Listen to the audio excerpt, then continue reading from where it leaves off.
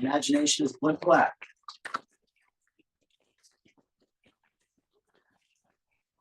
Thank you, thank you. So yeah, exactly that. I want to start though with it'll go. Maybe not. I'm going to start with the context of collapse, right, which might seem kind of topical right now. But I want to talk about it a little broader than that.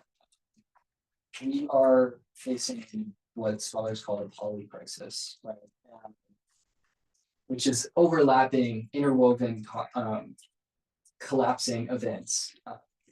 And we have climate change and the effects of capitalism and ecological destruction. All of these things are not distinct, they're not separate, they are all affecting each other. And in the face of that polycrisis,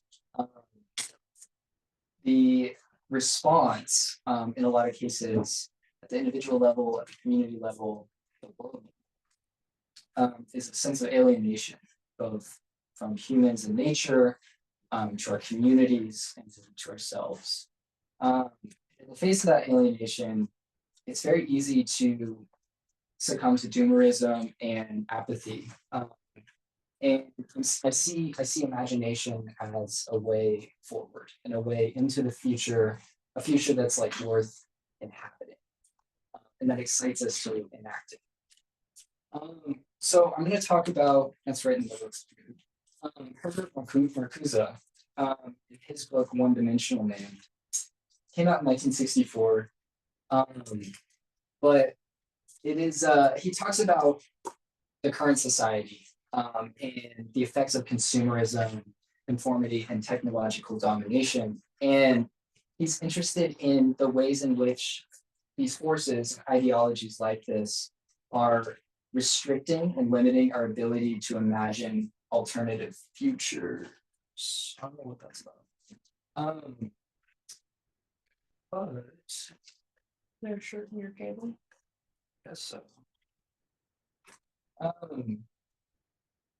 But yeah, so he's like, he talks about how we've lost a critical dimension. Yes, a critical dimension, which is imagination and an ability to look beyond the ways that the world currently works. Right.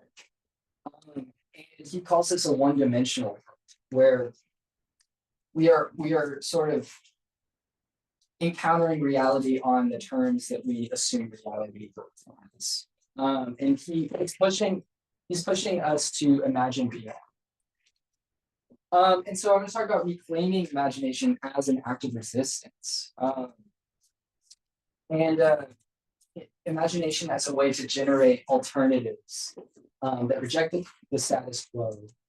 And there's this thing called radical negation. And he talks about liberating ourselves from false needs. And these might be like things like material wealth, social status, things like productivity, ideas that are actual sort of innate needs, but we have, through the way that society has structured the way that we go through it, we think that there are needs, right? And so we need to reject those. He talks about the aesthetic dimension, and art and beauty as rebellion, as acts of resistance. And the way that happens is beauty and art create a rupture in the one-dimensionality of the world, right? And that rupture allows us to see beyond. And then he talks about the great refusal, which he describes as like this bottom-up movement of people collectively rejecting the premises of one-dimensional society and moving forward from that premise. So these, I'm going to talk about this really quick. This is really cool. It's guerrilla gardening. Yeah, some people have heard of this. It's a growing movement, but basically we have so much space in the city that is unused, and it's just grass, you know what I mean? And so people are just like making it better and planting plants on it and making that space a communal space. It's really cool.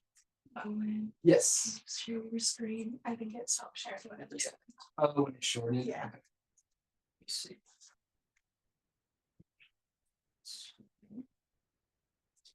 Technology, and it's a little crazy.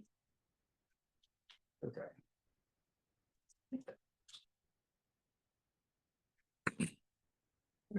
So that leads us to Solarpunk. And Solarpunk is it's a movement imagining a coexisting relationship between humans and nature. And so if we take a look at these pictures, you notice you know the name Solarpunk. Solar panels are everywhere in this vision, but solar also stands for just renewable energy in general, right? So you can see windmills in the back at the top right. And beyond that, it's a sort of movement away from the energy level, away from a grid, and to local power. And it's also you can see plants everywhere, and so it's sort of integrating the natural world and the human world, technology and nature as well. So yeah, it started as an aesthetic movement, right? In like 2008 on Tumblr of all things. And from there, it has grown into sort of a political philosophy. But if we go back to Marcuse, he talks about the danger of, you know, one-dimensional society and forces like capitalism co-opting anti-capitalist movements, right? And movements that are trying to go beyond one-dimensionality. So there's this co-opting force that we see, and Solarpunk is no different, right? Solarpunk has, on the next slide, we can talk about greenwashing. And so on the left here, those are super trees in Singapore. And you know, we have skyscrapers with green plants on them. And then EV cars are sort of lauded as the future of green energy, when really we can look at EV cars as one more step in greenwashing. You know, lithium batteries do not just come into existence. The exploitation of lithium is horrific. And so, yeah, so basically, greenwashing is what they call it. But it's a real danger. And capitalism and sort of one-dimensionality in general is already co-opting this movement, which its roots are, we can talk about the punk and Solarpunk. And first of all, anti-capitalist, like that's the foundation of this movement, is a rejection of capitalism's monopoly on our imaginations. Right? And so I don't know if any of you have heard of the degrowth movement, but that is sort of running parallel here. And it's this idea of rejecting growth for growth's sake, right? We are living on a finite planet, operating under the premise of exponential growth. Yeah. And it's not going to work. And that's something a lot of people are in agreement about, and there doesn't seem to be any sort of mainstream acceptance of that fact. So Solarpunk really is looking at head on and saying this is not working. Our linear materials economy is not going to work here. And so creating economic systems that prioritize the well-being of both the natural world and humans is a big part of this movement. And so circular economies are really cool. Yeah. They're really cool here. Another aspect is local autonomy. And this goes against centralized hierarchical power. A lot of anarchist theory ties into Solarpunk as well. And it's the reclaiming of local communities and local levels, creating grassroots change and reclaiming power over their systems that they need to survive: food, energy, all kinds of systems that are taking away from one-dimensional world and taking the reins themselves. So mutual aid networks and library economies, those are both really cool examples of sort of local communities getting together and reimagining ways of living at a local community level. And then cosmolocalism is really cool. That's the idea that Solarpunk is not suggesting a return to living in little huts in the wilderness and not talking to anyone outside of your community. The communities themselves are permeable, right? Like it's a network of local communities working alongside each other, but it's an emergent movement. It's a ground up. So yeah, and this is really cool. In Puerto Rico, this organization, after a lot of the hurricanes, I think they did this in 2019, if I'm not mistaken, set up a microgrid of solar panels and transitioned their this town's energy to local. It's organized and controlled by the local community itself. So that's a cool example of stuff in the real world that's happening in this movement. I'm gonna grab some water, but Solarpunk education is really cool, and that's where I want to end this sort of intro, and then we can talk about connecting all this to Hendrix. But there's this guy, Ivan Illich. He's like really happy in that photo for some reason. He talks about decentralized learning networks, and he's pulling apart two concepts that are sort of linked in modernity: schooling and education. Right? These are not the same thing. They need not be the same thing. And so he's suggesting a way of educating that does not happen in a classroom and happens everywhere, at all ages, in all settings. And so you can imagine the city itself, if you're in a city, as your school, right? And I talk about peer-to-peer learning here. The division between teacher and student is dissolved as well, right? Anyone who has a skill that they want to teach can teach it. Anyone who wants to learn that skill can learn it. And so there is still teacherly authority in this setting, meaning there is still someone that has knowledge that they want to share with others. But the hierarchy is not based on things as arbitrary as age or qualification in terms of like educational attainment. It's on, do you want to share a skill and do you know it? Community as curriculum is really cool. Basically, this idea is learning via doing and working in the community, doing permaculture work, and all kinds of stuff that is both benefiting the community and learning as well. And then ecological literacy is awesome. It's the idea that we need to reimagine the way that we inhabit, the way that we coexist with the world. And that starts, something in my throat, guys. That starts at an early age, and it doesn't end. And so, thinking about the ways that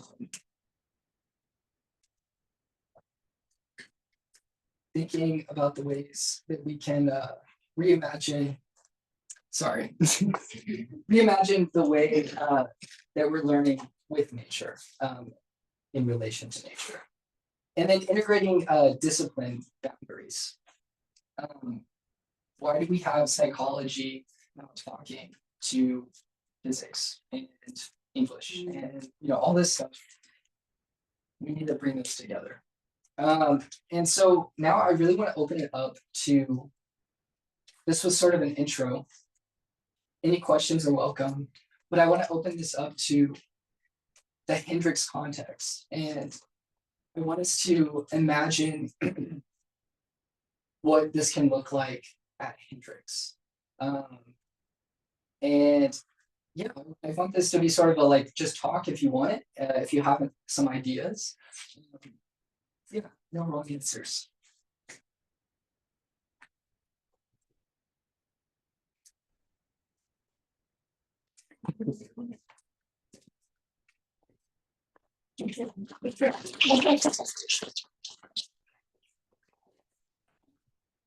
Yes, Alex. Okay, so we talked about this together.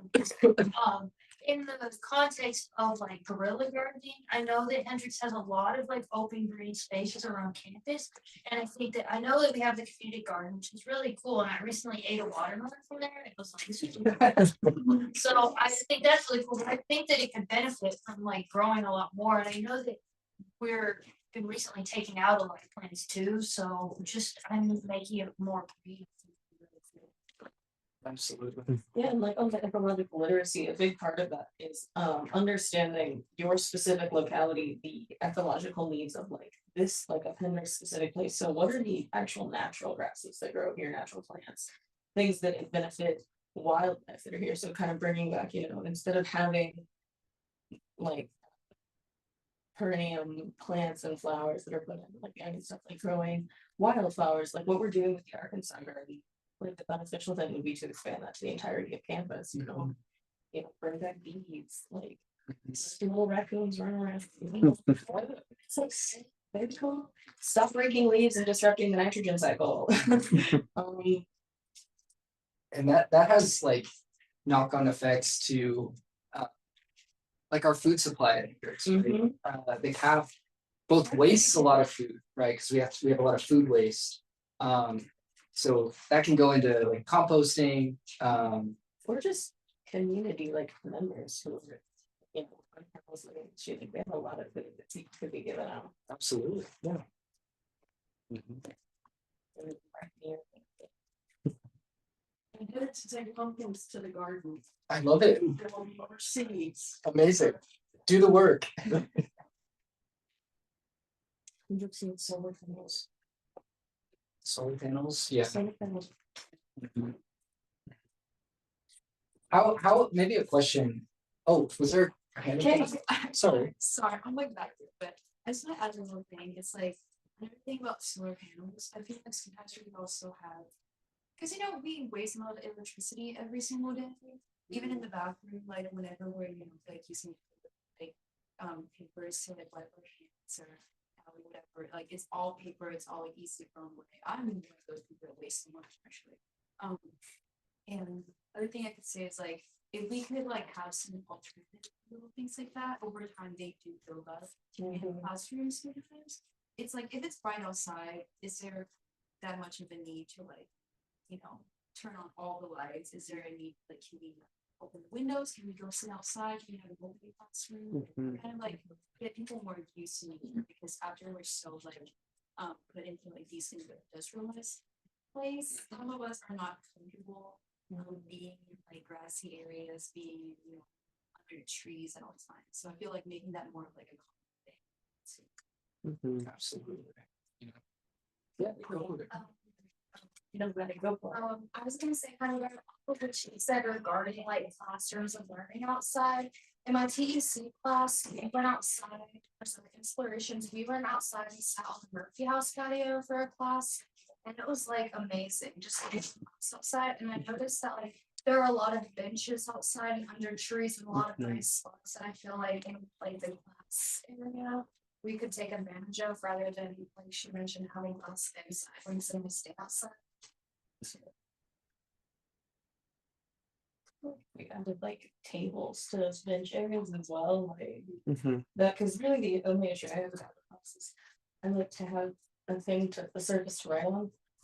So yeah, I feel like if we had like more, even just more tables outside to go along with the seating area would really improve, like kind of take what you were saying here for the like comfort of being outdoors, like being outdoors doesn't have to be like uncomfortable and gross and like sacrificing, like you can make it nice. It already is nice. You can just leave it like a table and chair. At one point, there were like tables in like the brick pin Yeah. by the fountain. I don't know what happened to that, but that would be nice. Yeah. To have those back. Where did they go? Where are they? Where are they? in terms of just like engaging with nature, I'm pro tree climbing. I think more people should climb trees. I think So I mean this like I think it's the best way to get comfortable with your environment and start engaging. So I just want to add that I feel like more trees should be climbed, and I think we should like stop cutting the limbs that are like perfect for like climbable trees. I think there should be like opportunity for people to, I guess, like engage with the environment around them. Tell be safe to stopping people from climbing trees. Yeah. Like who's hurting? What's wrong with it? but there's like a there's like an artificiality on campus in terms of what spaces you can engage with, right? Like no one walks on the grass or there's sidewalks, right? And they're in these very straight lines. Yeah, go for. I think you have a thought, Alex. Oh, I do have a thought. I wanted to add, I walk on grass because it saves time. Yeah, so if you go diagonal, it saves like minutes, but anyway, nice, it reminded me, like, I think that I don't really have a specific idea, but I think that utilizing the brick bait can be really fun because it's literally just this huge empty space. And I know it used to be like a library, but I feel like we could definitely do something super cool with that. And right now, I feel like it's just wasted. Yeah, just in terms of like, have you guys heard of third spaces? This idea of like, it's this idea of like having spaces that are not work and they're not school, but they're places where a community can gather and just be. And you don't have to pay money to be there. So yeah, it sounds like the brick pit might be an interesting place for that. There's a pickup basketball court. A little one that's kind of useless. Basketball. For sure. Amazing. Well, I've had this thought since like freshman year of like adult playgrounds. Adult playgrounds are like kind of becoming a thing. Like I'm pretty sure JJ's in Fayetteville has one. I think they closed down. But anyways, like play is really important, and not just for children, but for adults as well, because it's really important to remain within your body and understand your embodied experience as you connect to nature. So having like a swing set and like slides or jungle gym, like places that allow, or just kind of like you're saying, third spaces outside that allow you to be in your body, to play, but also to kind of just relax and like breathe fresh air, I think would be really important. Or like pick up basketball and also kind of allow you to engage with community members. Absolutely. I see you should be swing set. I was always thinking that would be awesome. I love it. We can have a slide coming down from the 4th floor of DW.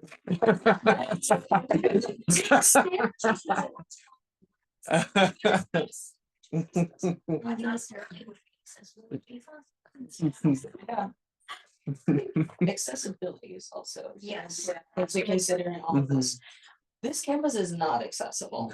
No. We have a lot of accessible parking spaces next to inaccessible doors and stairwells. Tell me how that, or automatic doors that lead to a second set of doors that are not automatic. So making sure that within these like open green spaces that we're making, you do need kind of cement pathways to get there, some kind of, because wheelchair accessibility is really important. So cement pathways are not necessarily bad, but doing it in a way that like, isn't overly industrial and it's still really focused on the gathering in nature. Yeah. I just want to build up the accessibility, like the need for accessibility. Just with like a quick story, my friend, the only reason she lives in Quad is because if she lived anywhere else, her grandma wouldn't be able to visit her. Because her grandma and her mother, because that's the only like place with an elevator. So it's just kind of food for them. Yeah. Yeah. To your point, both of your points, disability theory has a lot to say about Solarpunk and a lot to say about nature in general, especially nature as a place that is accessible, and that, modern society, there's the idea that modern society creates disability in some ways. And yeah, this idea of like integrating the human and the natural is a way to make spaces more accessible, make Hendrix more accessible. Yeah. I think it speaks also to the technological aspect of Solarpunk too, like in designing, accessible spaces, this requires interesting looks at technology and how you can make them move from kind of cityscapes to natural-scapes. Like there are really cool wheelchairs being built with changeable tires on them that can go kind of like on all-terrain. They're like all-terrain tires, and it's very cool. What sorts of questions, critiques, things you don't understand or don't like about Solarpunk? Like, is there anything that feels weird? Yeah. I guess my only question is, like, with like, I know like technology is like a heavy aspect of it. How does it balance like the anti-capitalist ideas with like the mode of production of how like technology is like currently made? How does that balance? That's a really good question. So there's this things called maker spaces. And a lot of Solarpunk ideas around that, the sort of means of production and how are things being made, goes back to cosmolocalism, where universally the blueprints for stuff are accessible, right? But they are created at the local level. And so it's like open source design, you know, complete all scales, like houses, blueprints for gardens, what, you know, whatever, anything you want to build, the blueprints are free and available. And they're made in your local community. Yeah. How would that work at Hendrix?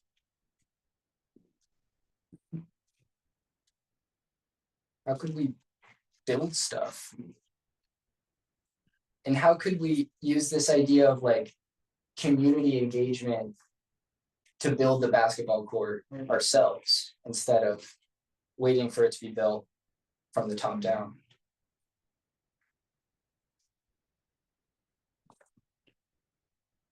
Yeah, you gotta get people to volunteer. So I think there's an aspect of also like spreading knowledge and awareness about this to kind of incite excitement or collective spaces. I'm thinking kind of like you know, like a packed class, you know, like being able to engage with like not even just like building specific projects for Hendrix, but just like learning the tools, kind of like a home X course, but like more of like design, and like having some sort of like I guess like final project or like a group final where they like I guess contribute to building something for Hendrix or like contribute to the community in some way. I think a lot of times I feel people I guess join classes with subjects you're interested in, and I think a lot of people are interested in engaging, like with interest or engage with building things, but just don't have time outside of the courses. So I think, I guess being able to kind of, I guess like mesh that in there, like as one of the courses, and like as something that they have scheduled out time for, I feel like would like allow people to contribute in a way that doesn't like compromise everything else they have going on. And I feel like usually time is kind of like the biggest issue when it comes to projects like this. So I feel like that'd be a good way of like kind of mitigating that. Yeah. I think it'd be cool to have like, carpentry courses, Mhm. schools like have gardening courses where you learn like the kind of plant cycles, like how to make your own clothes, to learn how to like sew, make your own clothes, like how to build patterns and stuff, like doing a lot of these things that are mass produced and, you know, very alienated from your output. They're things you need. Mhm. And it's not that they have to we don't have to progress to like making people to make their own clothes all the time, but it's a good skill to have if you see something you're like, it's really cool. How to make that. Where can I go learn about it? Totally. Yeah, a lot of libraries now are hosting repair events, sort of DIY workshops and stuff like that. There's a lot of lost skills that we need to remember how to do. Yeah.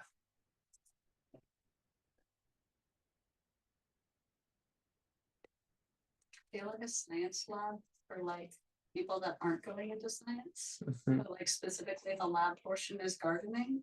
Would be phenomenal. Very cool.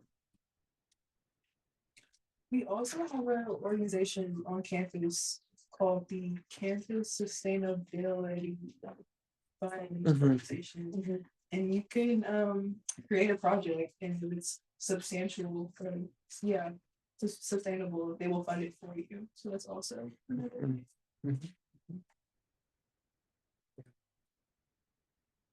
Yeah. And another thing I want to stress about Solarpunk is that there's not one vision. It's an ecology of visions, and by that I mean just like a collection that are all in conversation. And so there's high tech visions and low tech visions, and across all the things you can talk about, there are people that disagree and are sort of working out the contours of the movement. But that's really what I love about it, right? It's this sort of unfolding, developing collection of movements. But the aim is to bring the human and the natural together.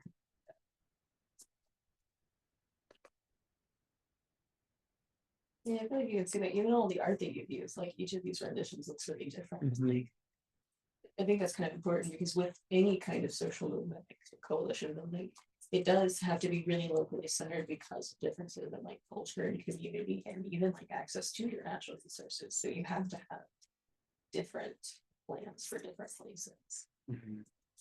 But they can still also be modified other places. So like open source aspect is really interesting.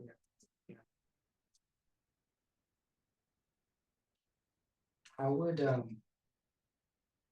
can we reach out into the community here more? It's maybe a question. Like, we're not as ivory tower as some schools, definitely, but there is that aspect here. What sort of ideas do we have about that?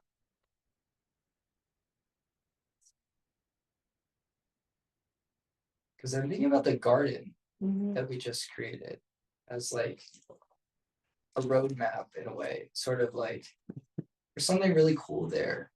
Well, the bike club does some really interesting community outreach work, and that there's like the ride, the unbelievable ride or something, and you can go and volunteer there, and you like learn to work on bikes, and you work for a certain number of hours, and they will like give you a bike or whatever.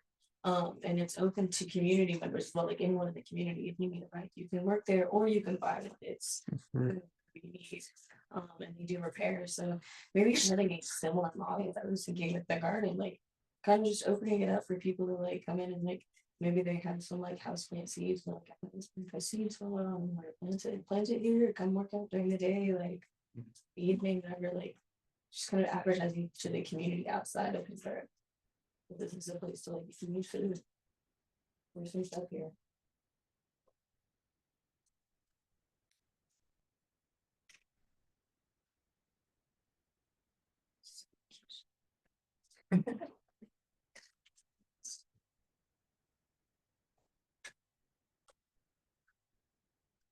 Any general thoughts?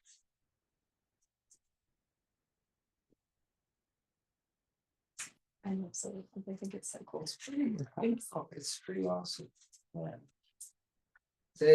The thing I've heard sort of the base challenge to utopian thinking in general is the critique that it's not rooted in reality, it's not rooted in present, right? And I think Solarpunk really is. It's rooted in the material conditions of the now. It's rooted in the fact that the now is not working. And it's rooted in this like pull and this drive to embody what's next. If that makes sense. So it's not like an isolated future. It's not a future that's like, oh, it'll just like happen eventually. No, like we have to build it. And we have to do that ourselves, right? Like Solarpunk stuff is not going to be legislated. It's not going to be something that we vote for. Like we're never going to vote to end capitalism. Like, that's not going to be on the ballot. So yeah, it's sort of a reframe of like, oh wait, power goes up, and it doesn't always need to trickle down. Yeah, that's what I like about it. It's very like hopeful in a grounded sort of way. Yeah, so I guess one of my questions is like, I'm assuming the vision for Solarpunk is kind of global. I guess my one of my questions, it kind of ties back to the last one I had, is like, I guess it goes back to natural resources. Like, how are we gonna be able to get resources to build such communities and places without like a large global economy? Like, I guess the question is just like, how does it get set in motion? Like, because I think I understand how it gets built, like once it's kind of set up, like how do you get it so that it like is set up to like, I guess. That at the local level, it will start, and it has started as offshoots, and sort of like parallel worlds, right? Where you have one foot in modernity and one foot in something else. And so, there's this term like siphoning modernity, where you are sort of using jobs and, grants and whatever money stuff to fund Solarpunk's work. So that's one answer, is like, it can be like a concurrent thing in a way. Does that answer your question a little bit? I think it's also useful to add that you can distribute resources and we can have like lines of communication and connection that are kind of more globally centered without it being a state apparatus. Like Amazon warehouses are all over the place. And you can repurpose those to becoming like systems for like this one locality has an abundance of, whatever that's kind of needed in some other places. And you can find ways you can collect data on what is needed in more places, and you can find ways where they're at and how to distribute them. And you can do that in a way without being exploitative. Like, there is a lot of concern about, you're talking about lithium mining. When it comes in South America, and not forget there's a lot of minerals there that aren't found in a lot of the rest of the world. And the problem currently is that the mining that is being done is not ecologically sound and it's not humane. But there are ways to get resources that you need without like over extrapolating and over exerting the environment. And you can, spread them out without like the use of necessarily strict economic forces, but like lines communication. Totally. And I love what you said about distributing, because I think that's really key to Solarpunk. Is decentralization of resources, of autonomy, of all kinds of stuff. Solarpunk is very anti-state, and as nation state as the unit of whatever comes after modernity. Like Solarpunk does not believe the nation state will be that unit. So yeah, I love what you said about distributing, because that's super important. Yeah.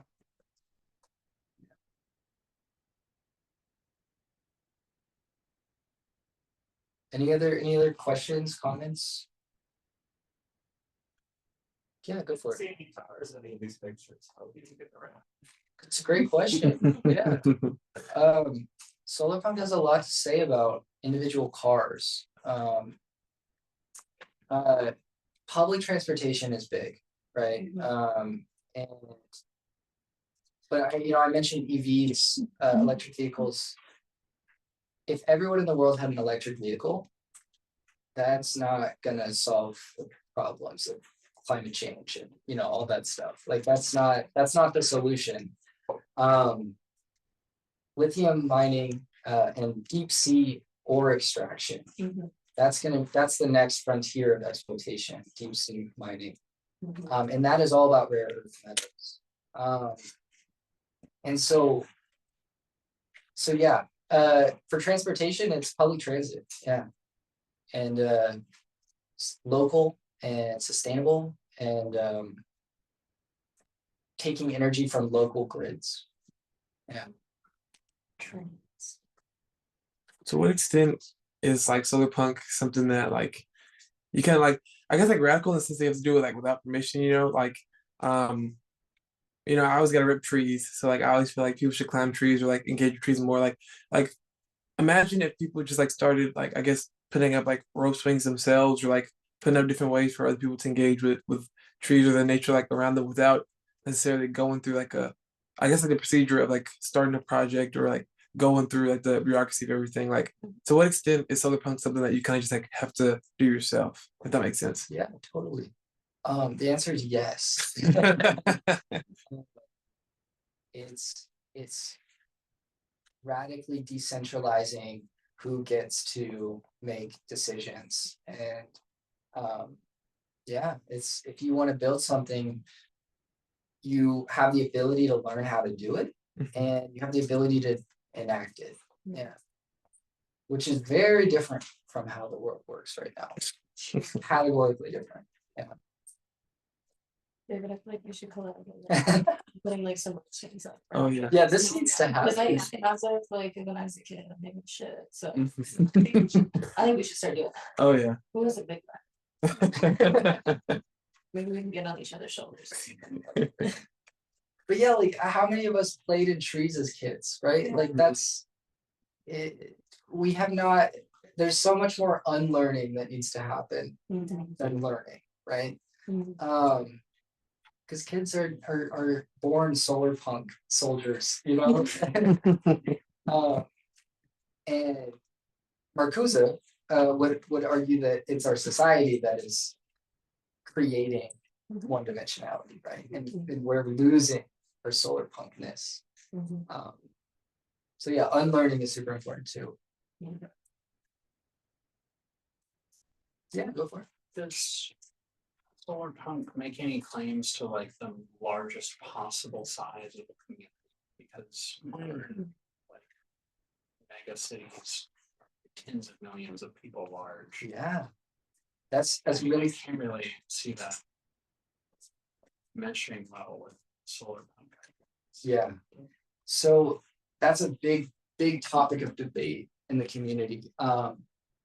And some people are like, yeah, we need mega cities and we can make them to Solarpunk standards or whatever.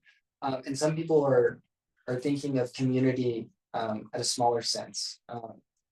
There's this number, I'm forgetting the name, but it's like 250 people can live in a community, or 150, and everyone knows each other, right? So there's at some level, it's around 150 people. You know everyone in the community, right? And I think that's important to Solarpunk, is that community connection. And so, but there are people who claim that you can have a mega city and then pockets of like neighborhoods that are, you know, locally organized, but then connect with each other as well. So there people are, that's a big topic of debate, basically. Yeah. And it goes back to like, there are high-tech visions of Solarpunk and low-tech visions, and it's very much a contested sort of vision. Yeah. Any final thoughts, questions? We're almost at time, but any sort of last minute? Cool. Well, thanks for everyone for coming. Yeah. I love talking about Solarpunks. Guys look into it, so yeah. That be the whole time. And then the rest. Awesome. Well, everyone have a good rest of your weekend. You were present.